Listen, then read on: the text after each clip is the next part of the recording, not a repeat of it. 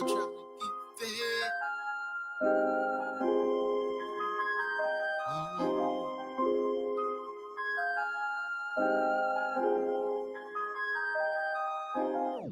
Still an everyday struggle trying to get fed. Need a spot at the table for my daily bread. Wonder why we thuggin', or we misled. It's dog when we trying to break the daily bread. You can't feel the hunger through an op-ed. Don't cover how we suffer for the daily bread. Sometimes that pressure make me feel like I'ma lose my head. To make sure my MCs get their daily bread. Waking up to the traffic in the sunrise. Just another day trying to strategize. Mama running late for work, thinking strike two. Third job this year, cause it's nothing new. Trying to stay in school, trying to learn something. It's hard to get your mind right when your ribs touch. Teacher think I'm mugging, that's just hunger pain. I'm being cinematic, but it's Hunger Games. Try to play it off, mute the suffering. But my stomach break the silence when it's rumbling. So it's quarter cakes, chips, and ramens. Hunger is something one of five shorties got in common. Hit up corner stores, no fresh markets around. Sustaining from the shelf, no food straight from the ground. Multiply that times all the hoods in my town. We playing in the field, but nobody working the ground. Still an everyday struggle trying to get fed. Need a spot at the table for my daily bread. Wonder why we thuggin', or we misled. It's dog when we trying to break the daily bread. You can't feel the hunger through an op-ed. Don't cover how we suffer for the daily bread. Sometimes that pressure make me feel like I'ma lose my head. To make sure my MCs get their daily bread. Some scrape their bread up from the crumbs left on the table. Sipping pot, licking to ease that rumbling coming from behind their navel. You making that bread when you need your own dough. And the sharpest knife in the drawer can get a slice off that loaf. It's the life that I chose, but this life it chose me. You see, my daddy was a soldier and my mama a G. I'm talking integrity, legacy, how to march when I step. If granny cooked it, all you heard was and nothing left. Heard a scrape on the plate, but if you don't work, you don't eat. You gotta earn your own keep. What a man sows is what a man reaps. Her daddy took his machete, then he handed to me and said keep swinging and chopping until the way I can see. Adorn the armor of God when I step on the street, knowing the Lord protected me from my head to my feet. Granddaddy took his old machete, then he handed to me and said keep swinging and chopping until the way I can see my daily bread. Still an everyday struggle trying to get fed. Need a spot at the table for my daily bread. Wonder why we thuggin', or we misled. It's dog when we trying to break the daily bread. You can't feel the hunger through an op-ed. Don't cover how we suffer for the daily bread. Sometimes that pressure make me feel like I'ma lose my head. To make sure my young C's get their daily bread.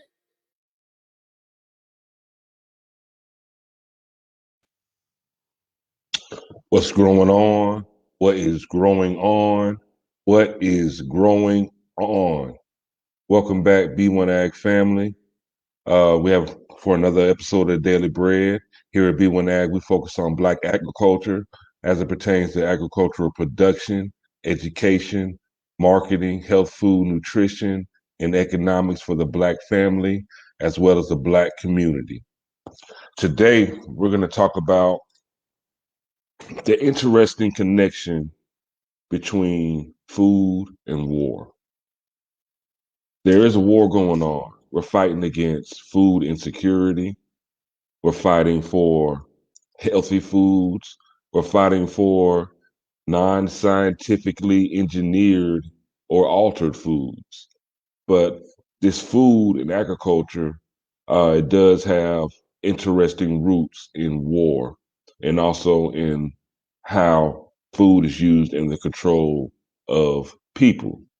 So today, our topic is going to be food and war. Can we feed our soldiers? Now, we're going to talk about it from a sense of literally feeding our soldiers at war to feeding us in this war against food insecurity and hunger. Farmer Brown, let's dive deep for him and give him this daily bread on food and war.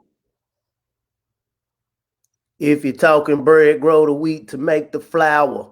Babylon fall and keep my distance from the tower. Once the dust settle, let the vegetation grow back. Ancestors whipping up them roots for the blowback. First, I'd just like to say peace to the B1AG family. Hope everybody's doing well, staying vigilant in these tumultuous times. And yeah, bro, on all levels, there's a war, whether you're talking about the war on the mind, war on economics. What do they say? Business is war. Can we feed our soldiers? Uh, Today, this is going to be a very interesting topic. When we think about what happened, first, I'd just like to send our condolences to Andrew Brown Jr.'s family. uh, we're reminded that some of these issues that we're dealing with aren't new at all.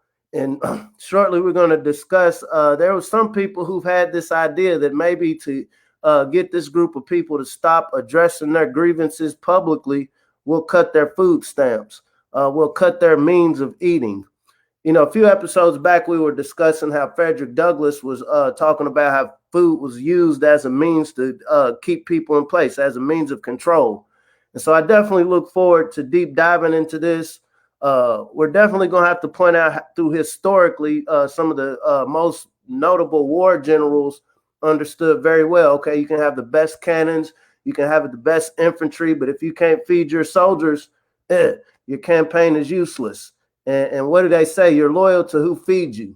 And so as we have this B1AG conversation, I hope somebody is inspired to figure out what they can do to feed the soldiers.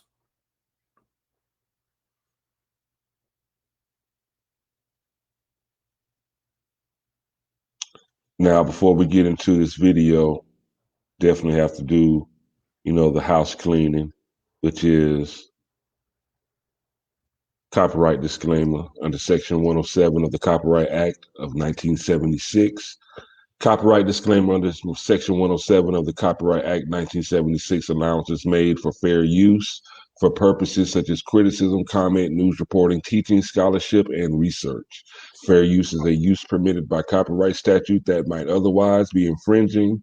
Nonprofit, educational, or personal use tips the balance in favor of fair use.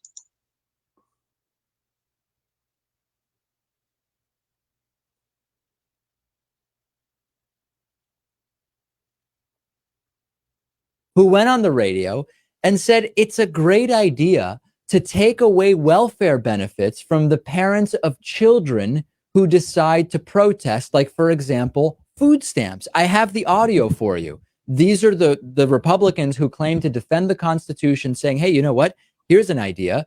If you're a parent who receives food stamps, if your kids protest an action which is protected by the Constitution of this country that these individuals claim to defend, we'll cut your food stamps. Let's take a listen. Here is Rick in Dundalk. Rick, good morning. Yeah. Good morning. Hey, I'm just curious, the people that could be identified and stuff, and if they're too young, why can't they take away benefits from families, from like the parents who were collected from like welfare, whatever it is? Sure. Yeah, that's an idea, and that could be legislation.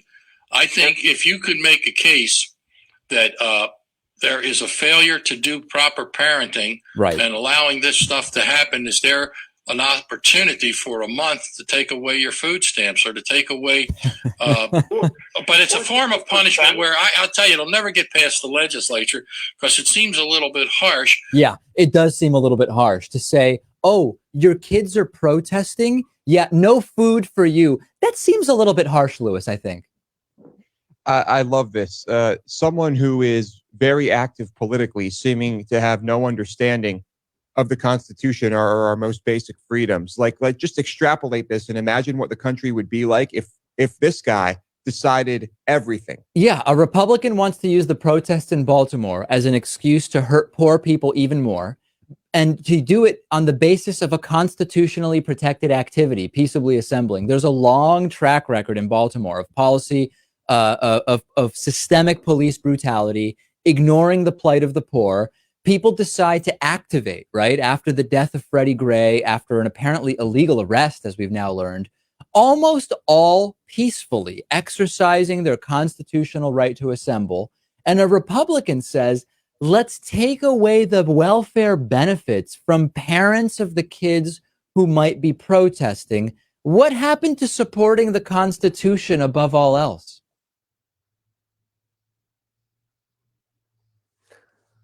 Once again, man, when we think about, what's going on with Andrew Brown Jr. right now, a lot of people, as Tariq Nasheed said, this is the pull-up summer.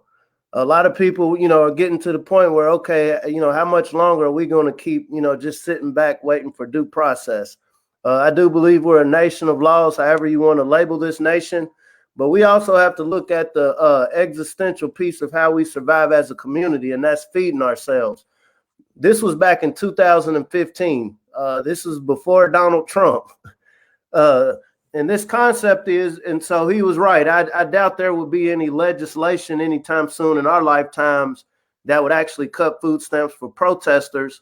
Hopefully. But, what's overstood don't need to be explained. We see where people's minds are. We see how this effect happens. Okay, you have Obama, then you have MAGA. You have MAGA, then you have what we have in the White House right now. I'll lock up hundreds of thousands of you for truancy, outright crime bills. It was very interesting listening to Biden's first address to Congress. They're talking about enhancing, food, health, enhancing resources for the parents and mothers, particularly mothers. And obviously, I have two children of my own, so I'm not against any honest effort to try to make sure food security is a priority, especially when you're talking about taxpayer dollars. But what do we know about the concept of when you have a community dependent upon government help? What happens if the administration that says we want to give more of you this help is out in the next 4 years or even 8 years? That means the administration that comes after you is going to negate that. And so you now have more people that are dependent on this system. It's very interesting to me that a lot of times when we think politically, Black folks, we're thrown into this lump of either policing or being dependent on the state. And so I'm not coming from a place of judgment, more so than putting this in perspective. When we think about our basic food security, how are we getting our food? How are we feeding the community? The fact that there are people who are actually in the legislative bodies that have this in mind. Okay, this man back in 2015 was willing to say this publicly when people were airing their grievance in Baltimore about what the injustice that happened to Freddie Gray. And so we find ourselves 6 years later, these type of injustices are still happening.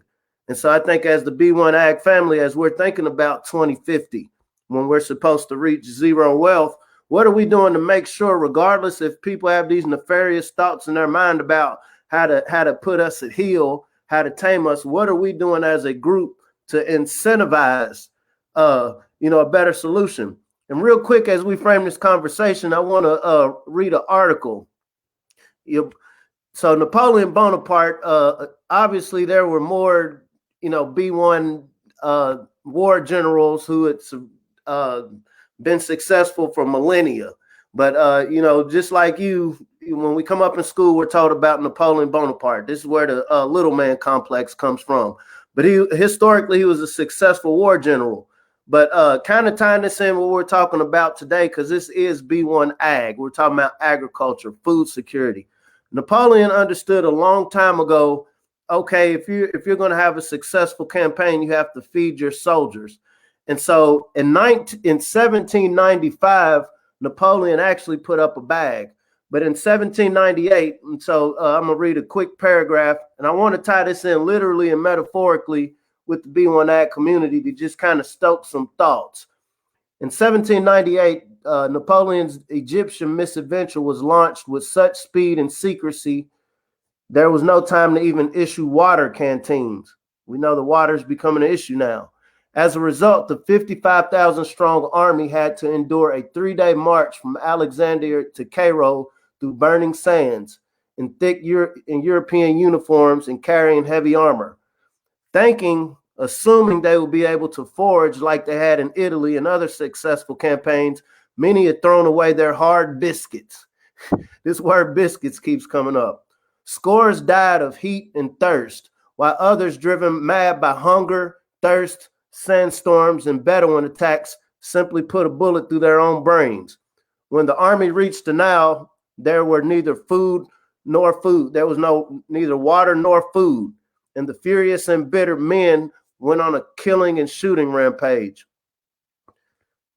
The literal meaning of what that just said was Napoleon, this little guy, was so intent on just, we want to attack Egypt and get to the bag, whatever that bag was, to plunder these people. He didn't think to feed his soldiers. And and he assumed, a lot of people, when we think about legislation, how laws are passed, there's a lot of assumptions that there's going to be some help. There's going to be some forage somewhere for us. And so let's not think this out. Let's just embark on this mission. And so as they were going through the desert, and we know what Northern Africa can get pretty hot, they were dying of thirst. And we'll talk about this a little later. So one of the reasons Napoleon put out a bag, because his soldiers they weren't healthy. They're eating rotted meat. They're catching all sorts of diseases. And ultimately, they weren't able to get that bag because he didn't think it out. I'm assuming that it'll be something there at this place I want to get to, whether we're talking about economic freedom, social justice, or here at B1AG, we're talking about food security. There is this assumption that our food is just magically going to grow off of these shelves in these grocery stores. And as we keep discussing here on B1AG, the world changes very rapidly. And so we don't want to dwell on these problems, but we really want to stoke our viewers' minds on, okay, what are we really poised to do if we understand that you're loyal to who feeds you? We see that there are factions of people who feed us that would use food as a means to keep us in place if we don't behave on a certain way. And so here at B1AG, we're trying to figure out what is a code, what is an approach to where we don't embark on this campaign of economic, social, and health freedom only to get to a point where we're starved out, only to get to a point where somebody can tell us no. Very interesting times, family. Now, I know you mentioned that Napoleon put out a bag as far as a reward for coming up with some kind of food preservation. And actually, he had a food preservation prize that he offered in 1795. He offered 12,000 francs to improve upon prevailing food preservation methods of the time. Okay, because now his quote was as far as talking about his army, the Battle of Waterloo. He said his most celebrated statement about food and warfare is that an army marches on its stomach. The power or even just the ability of that army to march is dependent upon their stomach. Can they? How fed are they? How much nutrients do they have? How much energy? And he actually offered 12,000 francs for someone to come up with a way to preserve the food. And Nicholas Francois Appert claimed the prize. He devised a method involving heating, boiling, and sealing food in airtight glass jars, which is the same basic technology that is still used today when we can our foods.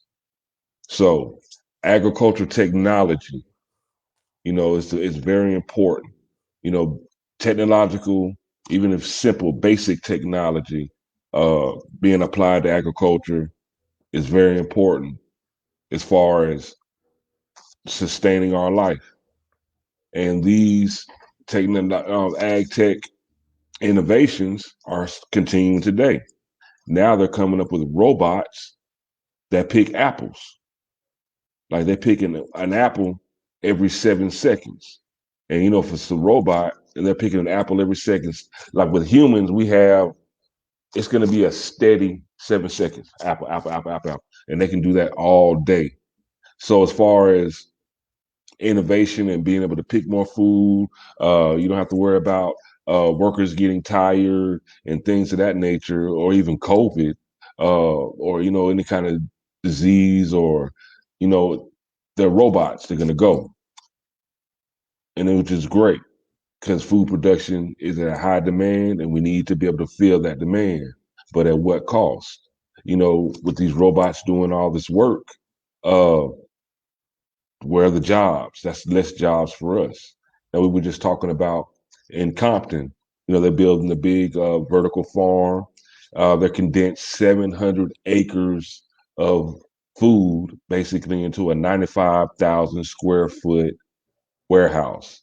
So instead of being able to produce the amount of food on 700 acres, they basically condensed that down to about 2.5 acres, which is great. But this vertical garden warehouse is fully automated. Robots are doing all the work. So, Farmer Brown, let's dig deeper into this discussion about ag technology development as it pertains to us in this war against hunger and food insecurity. It's funny you bring it up. This word ag tech is becoming a buzzword. When I was growing up, kind of give a background of why I even got into Farmer Brown MC and figured out the importance of, the representation of what our children are seeing when it comes to science. I remember all of my science classrooms, you see pictures of Albert Einstein, Mendel, Grow or Starve. You'd always see pictures of other people doing things, coming up with these innovations that are feeding society. A lot of our brothers and sisters never heard about Frederick Jones. When we think about our relationship with ag tech, this was a brother, what we call African-American inventor and entrepreneur, that's credited for inventing a portable refrigerator. This is ag tech to its finest. I was, 39 before I heard that this man existed. We're at a time and space now where we can't afford to keep assuming that other groups, it doesn't matter their nationality, if they're not B1AG, then they're not B1, then their priorities isn't going to be B1. And, a lion isn't going to get mad at a tiger because it's not sitting thinking about, now, how is this lion across the ocean or across the continent going to eat? And so it comes a point when especially when we can learn and appreciate our greatness and what we come from, how do we take these ancient skill sets, this ancient knowledge, this ancient ability to apply it to our food system? Once again, technology isn't a bad thing. It can become bad if you become enslaved to it, or not only the technology or the hands that are creating the technology.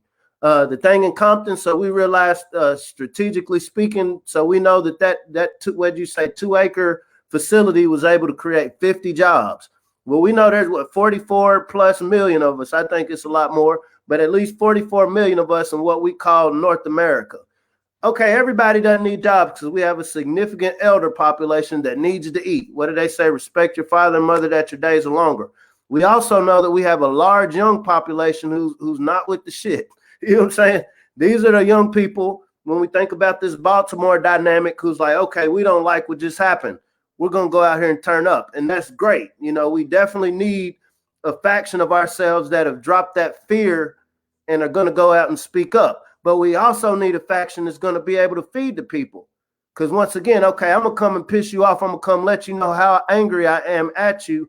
But if at the end of this emotional transaction, at the end of this confrontational transaction, if you're the one feeding me, guess who holds the power in this dynamic? And so I've seen, some of these young kids, how they're able to navigate, the smartphones, how they're able to navigate these different devices far better than what my brain could conceive. How are we as a community, in the same spirit of Napoleon, understanding, okay, if I want my army to become more successful, I need to be able to feed them? Are we making it rain on the minds within our community? For the sake of this conversation, I'm not just talking about the youth. There's so many brothers. I remember you tell me stories about cats down in Jacksonville who figured out ways to power their home. Electricity got cut off, but they're able to hook up batteries to a car to power whole operations. How are we taking our natural innovative skills and applying it to hitting this 2050 mark? When the kids that's born today are going to be 30 years old, they're going to be in our age group. And so are we preparing them to compete to where they don't fall into a situation where they're dependent on somebody who could just cut the water off? So that's what my mom used to say. Oh, if I don't like what you did, I'm going to cut the water off. But we literally have these factions. When we think about this concept of this opaque layer that we call white supremacy, okay, if I can't fight you, I'll starve you. I'll starve you. And so what are we as a community doing to incentivize our own to want to feed each other? And this is why I say, it's been very daunting looking at the news stories over just the last few weeks, how these very blatant acts of, hey, I don't care what y'all say. Oh, you don't like my injustice, you don't like the way I'm exacting justice on you. Who cares? You're gonna have to go to my store and shop. You're gonna have to depend on whatever system I have producing food to eat. These are conversations we all need to have wherever we're at. There's not one voice or one faction or one organization that has all the answers. So if Napoleon got into this in 1785 to figure out food preservation, well, we know our ancestors go back tens of thousands, if not hundreds of thousands of years. And so the concept of food production, processing, distribution, storage, it wasn't a new idea. That's just the story we got. So saying that to say it was never perfected. This is the beauty. This becomes the bags of the future to make sure that we're still competitive in 2050 when statistics, science is saying that our group is going to reach zero wealth by that time. I feel like, to me, the challenge of a lifetime, I can score all of these points. I can run all these touchdowns. I can get all of these awards. But the ability to feed ourselves, the ability to create something that the world has never seen before, the greatest food system that feeds our community first, and we can choose to do business with whoever wants to shop with us. Are we preparing ourselves? Are we preparing our youth to embark upon this? Because what do they say? Business is war. And if you can't feed your soldiers, you end up like Napoleon going into Egypt.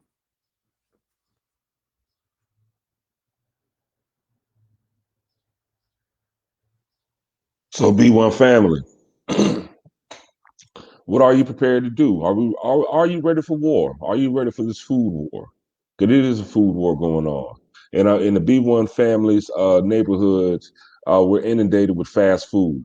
We're inundated with poor quality produce, food deserts. We have to travel farther to get our food. We have to, the food that is made available to us is subpar. So we are the soldiers, people.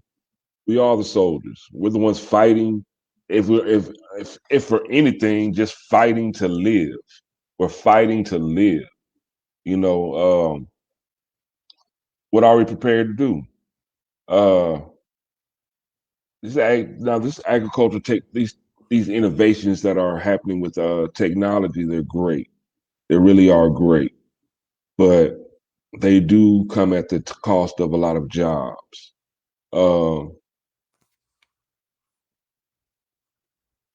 What is the route, Brown? Farmer Brown, what is the route? Like, what is it? As simple as it is? It is as simple as grow food, but there must be further actions beyond that. Our own personal gardens can help supplement meals and things like that. But for the survival of everyone in the B1 family, there must be greater steps taken to make sure that we do have food security. Do you have any ideas about how we can do that? I hate to sound like I'm just simplifying such a basic concept, but it's literally, how do we master, what did they say, farm to table? 100 years ago in Tulsa, they didn't have an option. And so their minds, their culture, the way that they taught their students or their children was all based on how do we create these sustainable communities. We see, at that time, they didn't have a luxury of, okay, this is pre-integration. They didn't have a luxury to have somebody else providing their basic needs. Let's look at agriculture and what it means. What did they say? You get food, fuel, and fiber. Food, fuel, and fiber. This is basically what agriculture is. How do we work within the natural environment to use food, fuel, and fiber? And how do we provide food, clothing, and shelter? And so, not to simplify it, but this is why, specifically being codified, learning how to grow from a seed is the start. That's something we can do yesterday. When you think about the Honorable Elijah Muhammad back in the 60s with the 3-year plan, they were already talking about, hey, we need to grow our own food. And so I feel like it's all of our jobs who care to keep this message going, and not only the message, but also doing what seems to be these little weird mundane activities of just getting people's minds focused on, okay, what does this activity of planting this seed look like first? And we have some great courses coming up with the Black Business School. But what does it look like planting this seed? To plant this seed, what do I need? What kind of matrix do I need? Do I need soil? Can I plant this seed in water? Once a mind understands that, and this is education before there was a books and a white woman in front of you telling you, oh no, stop raising your hand, right? It was a basic concept of how do I take these basic concepts of what I'm learning and applying it to my family, my community, my nation, as we'll say. From this seed, okay, once I've grown this, how do I take care of this plant that I've planted? This goes into different maintenance mechanisms. Am I weeding? Am I able to get the weeds that I don't want around my food that I'm growing? Am I able to grow this food without having to get all of these chemicals? Maybe I just want to be organic and hug the trees or maybe I just don't have the money for chemicals. So what are some organic, natural ways of maintaining this plant to get to a place where I can harvest it? Just within those few processes become what we call jobs. They're not traditional jobs as we know. Okay, I'm gonna go to somebody, you're gonna cut me a check or put it on my direct deposit account. This goes into understanding different forms of capital. There's different forms of capital. There's social capital. I'm not gonna go in. That's a whole different discussion. But okay, once I've grown this plant and it's producing a fruit, it's producing a vegetable, then what? I don't want just to grow it to have a good time. I want somebody to eat it, if not myself. But we're talking about economics as well. And so you want to grow enough of whatever you're growing to where you can consume it. And there's other people who have a form of capital. We hope it's money, but maybe you have sweat equity. So you don't find yourself in a position where, like this guy was talking about, yeah, if they're on food stamps, we'll just cut them off if they blew. No, how do we supplement that to make sure if somebody does come up with this twisted idea that maybe you can use sweat equity? Because we're burning sweat out here protesting, trying to get people to feel our pain.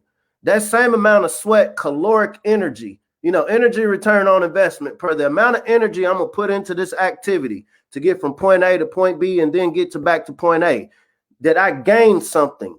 Did my body gain more energy? When we're talking about food specifically, we gain energy from food. Food wasn't always this recreational thing. Food is literally, I need enough of this to do this, that, and the third that's going to build, what do they say, this black nation, this black power that we speak of. Food, food produces power.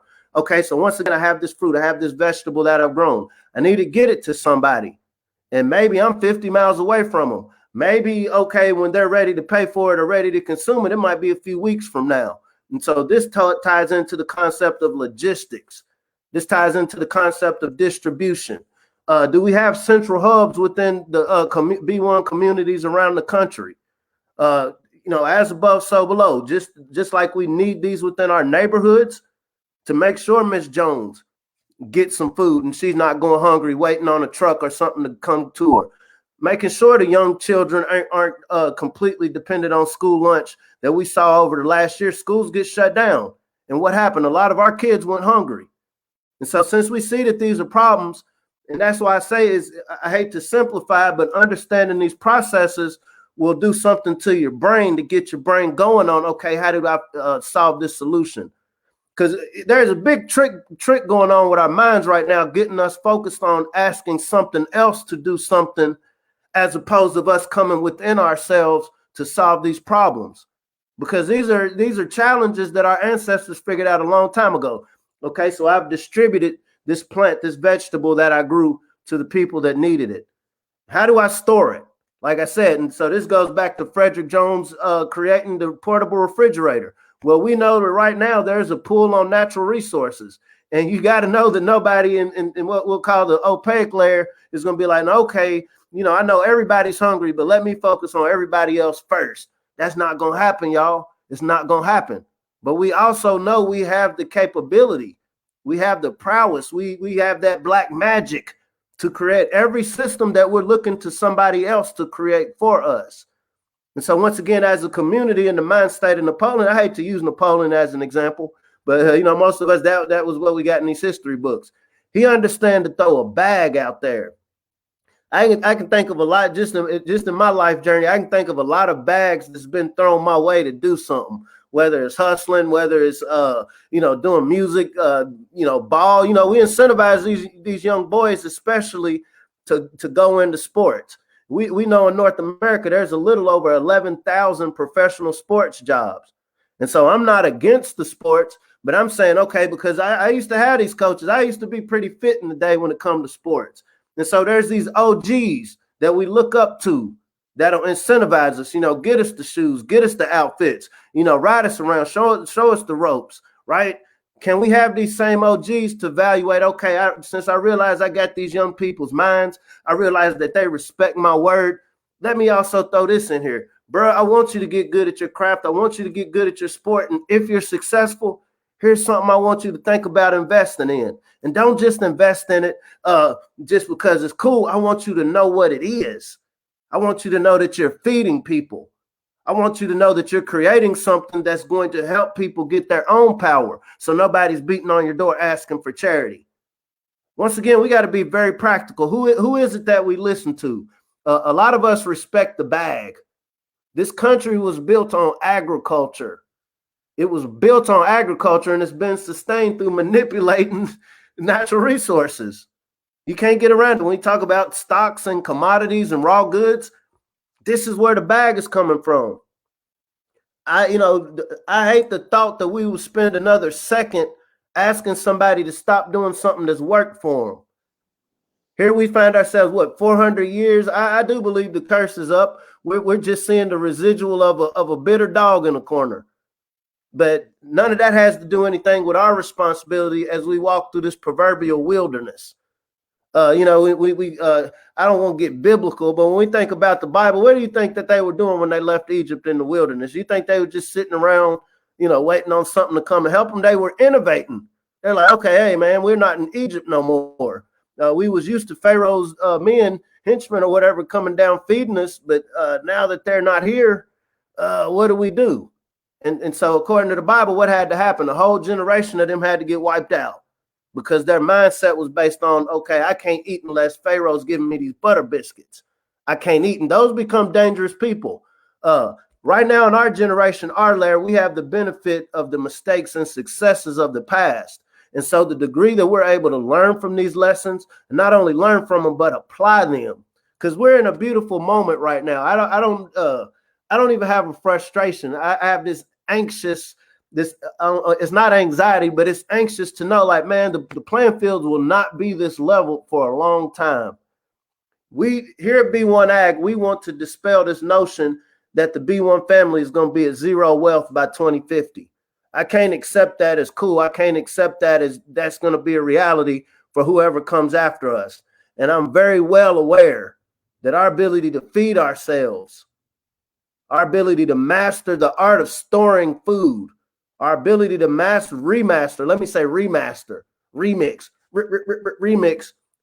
the ability to distribute food to those who need it, those who want to purchase it.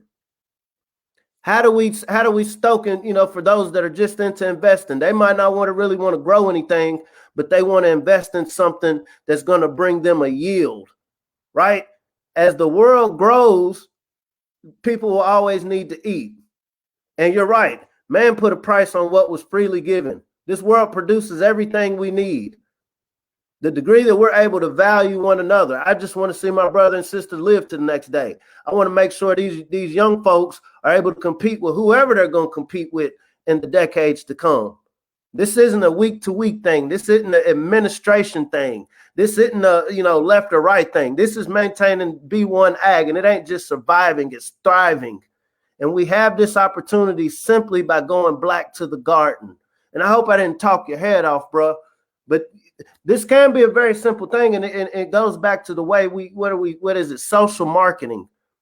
How do we market not only the importance, but the opportunity of optimizing our local food systems? How do we get black to the concept of cooperative economics, socioeconomics, where we're able to click up together? Hey, man, we ain't even really got to talk. I might not agree with the way you look at the world, but we know we want to eat. We know we want our offspring, our family to get to the next day and thrive. And so I'm gonna help you this month. You know, you got 9 of us that's gonna help this one person this month get their business going. They might just be the person getting the soil together. Then next month, 9 of us is gonna help this person who's gonna get the seed together. They're gonna get a seed bank together to make sure that everybody's got seed. Then month 3, okay, 9 of us is gonna make it rain on this person who's gonna this carpenter that's gonna put these high tunnel structures together, just in case we got people that want to block out the sun and we need to create our own environments to grow our food. But the point is, we have everything we need. We're all that we need. It's the degree that we're able to value ourselves and focus on a codified strategy of feeding ourselves, providing those things that we already buy. We already buy healthcare products and body products. That's another episode I'm looking forward to. We got some brothers, a brother and a sister who got a Simply Made. You know, they got a hemp infused body care products. All of these things are innovations. All of these things call for technology. When we think of ag tech, don't just think of robots. That's one form of technology. We're in our finest hour, y'all. And also, if you are very interested in growing your own food and you just don't know where to start or don't know how, we definitely encourage you to get Black to the Garden. And you can sign up at, if you want to get Black to the Garden with Farmer Brown MC and John Hennry, you can sign up at healthyblackfood.com. And this will, the classes slated to start May 6th, but we actually have a whole course, and we're going to show you from seed to harvest how to grow your own food at healthyfood.com. And this is with Dr. Boyce Watkins, Black Business School. So healthyfood.com to get Black to the Garden. Now, we talked a lot about food and war. Can we feed our own soldiers? Can we feed ourselves? This is important for us thriving in the future. And I hope y'all got a lot, and I hope some good seeds were planted today with this discussion about food and war. However, it all boils down to knowledge. And if you really, really want to know something, Farmer Brown, what do they need to do if they want to know, if they really want to know something, like really want to know something? Love ourselves so much that we learn how to grow something. B1AG family, be safe, be prosperous, be loving, get some sunshine on your face today, relish in what Mother Nature provides for us. Eat some fruit. Have a great day.